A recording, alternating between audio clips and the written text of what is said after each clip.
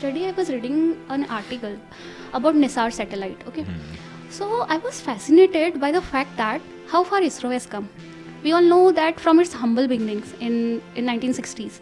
Okay, we have seen that image when that satellite was Satellite being parts were carried on the bicycle. Yeah, carried on the bicycle, right?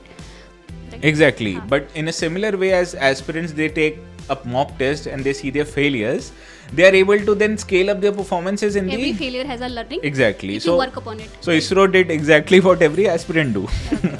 So there was a story that early in 1980s, India was procuring this cryogenic technology from Russia. Okay.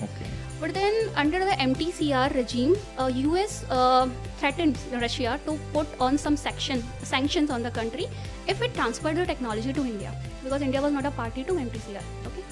So there was a story that early in 1980s, India was procuring this cryogenic technology from Russia. Okay. But then under the MTCR regime, US threatened Russia to put on some sanctions on the country if it transferred the technology to India, because India was not a party to MTCR. Okay, Missile Technology Control Regime.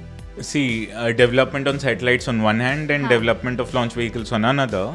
It in a way enabled ISRO to have send its satellites, other probes into outer atmosphere. Okay.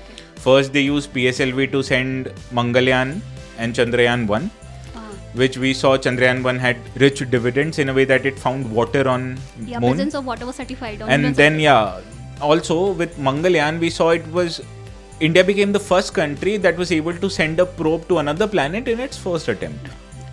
See, what is different in cryogenic fuel is that they have high specific impulse. This means that for the same amount of propellant which is exhausted in a cryogenic engine, it gives more thrust.